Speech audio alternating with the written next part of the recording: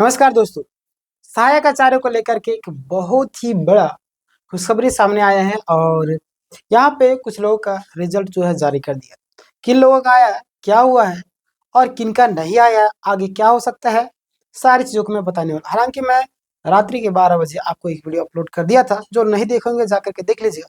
लेकिन आज मैं उससे ज़्यादा ही डिटेल में और क्या-क्या रीज़न थे जिसके कारण आप सबका रिजल्ट आया और किन रीज़नों की वजह से आपका नहीं आया और कब तक आने की संभावना है, क्या-क्या चीज़ें हैं, सारी चीज़ों को लेकर के मैं बात करने वाला हूँ। सबसे पहले आप देखिएगा कि रिजल्ट तो आपका जारी कर दिया गया है और मुझे उम्मीद है कि आप सभी देख भी लेंगे। जो देख लिए उनको भी देखना है, जो लोग नहीं देखे हैं, वो लोग भी देखेंगे। सबसे पहले आप यहाँ पे ध्यान दीजिएगा कि संशोधित एवं अतिरिक्त जो आपका परीक्षा फल है, यानी कि एडिशनल रिजल्ट आपका क्या कर दिया गया है? जारी कर दिया गया है ना? ठीक है, अतिरिक्त अभ्यर्थी इस नोटिस के ज़रिए 238 है ना? कितना? 238 अभ्यर्थियों का सफल घोषित मतलब कि उनको घोषित किया गया है। यह वह लिस्ट है मतलब कि ये वो लोग हैं जो पहले तकनीकी कारणों की वजह से आरक्षण विवाद की वजह से आपको सूची से बाहर थे। आपको पता है कई सारे लोगों को आपका जनरल से नहीं, आरक्षित को जनरल में डाल दिया गया था, है ना? जो आपका रिज़र्वेशन में थे, उनको रिज़र्वेशन से हटा करके उसको जनरल में डाल दिया गया था। लेकिन अब संशोधित करके अभी जो रिज़ल्ट जारी किया गया, उसमें क्या किया गया बहुत सारे लोगों का जो रिज़ल्ट है ना? बहुत सारे लोगों का रिज़ल्ट जो अभी जारी किया गया, है ना? जिसमें कई सारे लोग का आया और कई सारे लोग मुझे मैसेज भी किए थे, है ना? कांग्रेचुलेशन जिनका रिज़ल्ट आया है, बहुत ही मेहनत किया आपने और आपका रिज़ल्ट आया। मैं बोला था ना कि ये सब्र का फल मीठा होता है, यानी कि इंतज़ार कीजिए। अगर आपने 100% अपना दिया होगा तो याद रखिए, भले ही थोड़ी देर के लिए परेशान ज़रूर होंगे लेकिन आपका रिज़ल्ट रोकने मतलब कि होने से कोई भी ताकत रोक नहीं सकती। बट अगर आपका आपने मेहनत कम किया है और आप चाहेंगे कि आपका रिज़ल्ट जो है पॉसिबल नहीं है दोस्त, है ना? आपको अपने अंदर भी झाँकना है कि क्या हमारे अंदर क्या कमी थी, जो उसके वजह से हमारा रिज़ल्ट नहीं आया। यहाँ पे आप देखिएगा कि कई सारे जो आपका विवाद से बाहर थे उनको अंदर किया गया। बहुत सारे कारण थे। अब देखिए आरक्षण का लाभ पहले कई अभ्यर्थियों का जो आपका रिज़ल्ट केवल अनारक्षित यानी कि अनरिज़र्व श्रेणी में दिखा रहा था क्या? वो भेज दिया गया था। अब उसे सुधार करके उसकी वास्तविक कैटेगरी में यानी कि एसटी हो, एससी हो, आपका बीसी 1 हो, बीसी 2 हो, ईडब्ल्यूएस में जारी किया गया है। इसमें से हमारे एक जो मित्र हैं कल अभी जस्ट अभी कुछ देर पहले मैसेज किए हैं पीके उनका आप सभी जानते होंगे। जो कि लगातार लाइव आते थे, बोल रहे थे कि लाइव क्यों नहीं आ रहे सर? बिल्कुल मैं लाइव आऊँगा कुछ दिनों में। कुछ दिन में क्या हो सके तो आज रात्रि नहीं तो कल मैं ज़रूर लाइव आऊँगा, संडे को, है ना? संडे को मैं लाइव आऊँगा। जैसे कि आप सबका डिमांड है कि कम से कम एक आध बार ज़रूर आया कीजिए संडे को। देखिएगा जेटेड अंकों का जो आपका समाधान है, यानी कि जिन अभ्यर्थियों के जेटेड में 90 से कम नंबर थे, यानी कि जिनका आपका 90 से आपका कम नंबर थे, लेकिन वे अपनी कैटेगरी में क्वालीफ़ाई कर रहे थे, है ना? अपनी कैटेगरी में वे क्वालीफ़ाई करते, उन्हें इस संशोधन सूची से मतलब कि प्राथमिकता दी गई है। क्लियर? अपने-अपने जैसे कि अनरिज़र्व में भेज दिया गया था और अपने कैटेगरी में वो पास हो रहे थे, बट उन्हें किसी कारणों की वजह से उन्हें बाहर कर दिया गया था, है ना? अब आपको पता है कि किसी कारण की वजह से मतलब कि जनरल में डाल करके, अब जो उन्हें फिर से अपनी कैटेगरी में डाल दिया गया, अब इनका रिज़ल्ट आ चुका है। ध्यान देगा, जिला आवंटन में बड़ा फेरबदल हुआ है। बहुत सारे लोगों का जो आपका इसमें जैसे कोई भी रिजल्ट जारी करने से, कोई भी नोटिस निकालने से पड़ते जो आपका जजमेंट है, प्रदीप कुमार का जजमेंट और भी कई सारे जजमेंट का हवाला देकर के बोलती है जिला आवंटन संभव है, परिवर्तन संभव है, यानी कि बोल देती है कि जिला परिवर्तन किया जा सकता है। ये जैसे साफ-साफ लिखती है, तो इसमें आपको घबराने की ज़रूरत नहीं है ना? देखिए 209 अभ्यर्थियों को मतलब कि जिला बदल चुका है। मेरिट और अभ्यर्थियों द्वारा चुने गए विकल्प यानी कि जो आपका परफॉर्मेंस के आधार पर 209 सफल अभ्यर्थियों के जो आपका आवंटित जिलों में बदलाव किया गया है। उसमें से आप सबका भी होगा। किनका-किनका है आप मुझे कमेंट करके ज़रूर बताएँगे। आगे मैं बात करता हूँ उदाहरण के तौर पर किसी अभ्यर्थी को पहले देवघर जिला में था, है ना? अब उन्हें मेरिट के अनुसार अब बोकारो, गिरिडीह कई सारे जगह में आवंटित कर दिया गया, ठीक ना?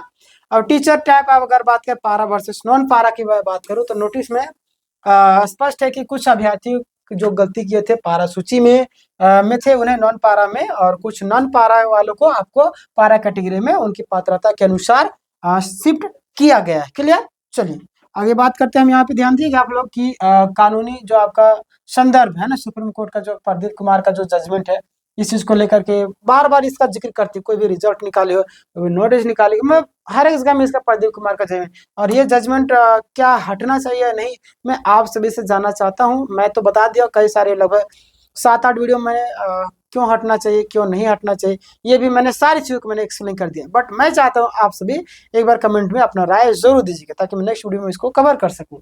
अब ध्यान देंगे आप लोग यहाँ पे कि यह पूरा परिणाम माननीय सर्वोच्च न्यायालय द्वारा प्रदीप कुमार बनाम अन्य वाद में पारित आदेश के अनुपालन में, है ना, जारी किया गया। क्लियर। चलिए आगे हम बात करते हैं। यहाँ पे यही कारण है कि रिजल्ट की नोटिस में, है ना, रिजल्ट के नोटिस में अभी भी इस केस का जिक्र किया गया। अब देखे होंगे नोटिस में, जो कि मैंने अभी बता भी दिया था, रात के वाला 12 बजे के जो मैंने वीडियो अपलोड किया, इससे पिछला वीडियो आप जा करके देख लीजिए, मिल जाए। यह क्योंकि यह आयोग के मतलब कि अदालती जो अदालती आदेश है ना के तहत आरक्षण और नोटिस मेरिट सूचियों को अपडेट करना पड़ रहा है। क्लियर। चलिए आगे बात करते हैं।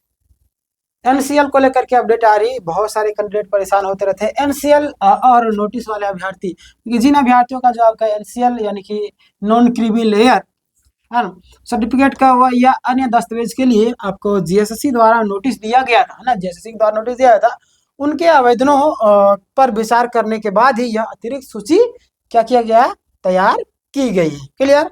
चलिए आगे हम बात कर लेते हैं। आप यहाँ पे अगर किसी अभ्यर्थी का, जो भी अभ्यर्थी है, अगर उनका नाम अभी भी नहीं है, तो संभव है कि उनके दस्तावेज, है ना, दस्तावेज यानी कि अभी भी प्रक्रिया यानी कि प्रोसेस में है। पहले बताते, या तो आपका डॉक्यूमेंट्स में कुछ ना कुछ त्रुटि होगा, या तो कुछ चीज़ अस्पष्ट होगी, जिसको जैसे देखिए उनको फर्क नहीं पड़ता आपका क्या है क्या नहीं, क्योंकि वो ऑलरेडी जॉब में है, अच्छा खासा पेमेंट मिल रहा है, किसी चीज़ को दिक्कत नहीं है, तो आपके बारे में क्यों सोचेंगे। सारी चीज़ें क्लियर कट होना चाहिए, तभी वो आपके बारे में सोचेंगे। कुछ ना कुछ दिक्कतें होंगी, कुछ एरर होंगे, तभी आपका रिजल्ट जारी नहीं किया गया। हालांकि इस चीज़ को लेकर मैंने बार बार आप सभी से आग्रह किया था, और बार बार मैं बोलता रहता कैसे जवाब देना है, किस तरीके से क्या करना है, कहाँ पे सुधारवाना है, कौन सा डॉक्यूमेंट्स लेके जाना है। जिसमें डीवी होता था उसमें भी मैंने बताया, जो हमारे सब्सक्राइबर है उनको पता होगा, इसलिए मैं बोलता हूँ सब्सक्राइब करके रखिए। कुछ भी अपडेट आता है, किस चीज़ को लेकर के परेशानी थे, आपको तुरंत अपडेट कर देता हूँ। अभी तक आपने सब्सक्राइब नहीं किया, सब्सक्राइब कर लिए, इस वीडियो को शेयर कीजिए दोस्तों के साथ, ग्रुप वगैरह में, है ना। आगामी जो परिणाम है एसएसटी और 1 to 5 का प्राइमरी लेवल का अगर बात करें, तो एसएसटी जो आपका 6 to 8 का रिजल्ट, जैसा कि आपको मैंने पिछला वीडियो में बताया था, भाषा और गणित विज्ञान के बाद आपको सामाजिक विज्ञान यानी कि बारी है ना। इसमें भी आपको देखिएगा 10 से 12 फरवरी के बीच में बोला जा रहा है, बट मैं बोलूँगा कि आपके इस महीने के 15 तारीख तक इसके आसपास में रखिए, है ना, 2-4 दिन आगे पीछे होता ही है, संभावना काफ़ी ज़्यादा है। अगर बात करें कि पीआरटी, है ना, 1 to 5 का रिजल्ट इसके अनुसार तुरंत जारी किया, यानी कि अभी तुरंत आपको 15 फरवरी के आसपास में, जो कि मैंने बताया था, और उसी के आसपास में आप रखिए ना, इस महीने में आपका लगभग लोगों का रिजल्ट क्लियर हो जाएगा। आगे बात करते हैं हम लोग यहाँ। हाँ, पेंडिंग रिजल्ट, पेंडिंग रिजल्ट को भी एक अपडेट आ रही है। पेंडिंग रिजल्ट यानी कि आयोग ने स्पष्ट किया है कि कुछ रोल नंबर्स का भी रिजल्ट अभी भी आपका पेंडिंग है। इसके पीछे कई सारे शैक्षणिक प्रमाण पत्रों की गहन जांच एवं तकनीकी त्रुटि हो सकती है। इस पर आयोग भविष्य में अलग सूची तैयार करेगा, है ना। जो कुछ ना कुछ मिस्टेक है, कुछ एरर है, उस पर आयोग अलग से जारी कर सकते हैं लिस्ट, ठीक ना। आप लोग समझ सकते हैं, अब गलती खुद की है भाई, अब इसमें तो मैं कुछ नहीं कर सकता। मैंने बार बार आप लोग को आग्रह करते रहता था। अगर आपको चेक करने का तरीका जानना है तो आप ध्यान दीजिए, अभ्यर्थी जेएसएससी, या तो हमारे टेलीग्राम में जुड़िए डिस्क्रिप्शन में, वहाँ पे मैं डालने की कोशिश करूंगा। JSSC.nic.in पर जाकर के रिजल्ट के सेक्शन में जाकर के रिवाइज आपका डिजिटल रिजल्ट में, है ना, सहायक आचार्य का, आप जाकर के मैथ साइंस वाले PDF डाउनलोड करना है। उसके बाद डाउनलोड वाला पैनल जो आपको खुलेगा, Ctrl+F दबा करके रोल नंबर सर्च करना है ना। तो ये सारी चीज़ें क्या आप सबके लिए अगर आप बोलिएगा तो मैं सारी चीज़ें तैयार करके दे दूंगा, है ना। चलिए, ये सारी चीज़ें हैं जो आपको काफ़ी ज़्यादा जानना ज़रूरी हो गया था।